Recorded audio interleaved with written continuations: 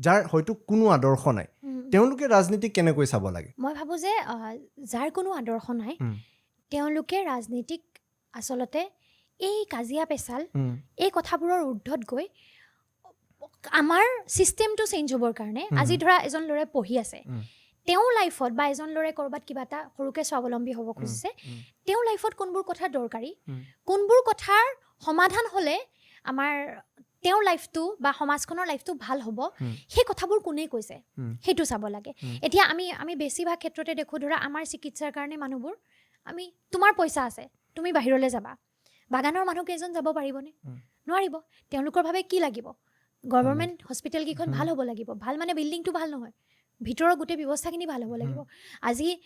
কাৰোবাৰ পইচা আছে ভাল ডাঙৰ ডাঙৰ প্ৰাইভেট স্কুলত পঢ়ুৱাব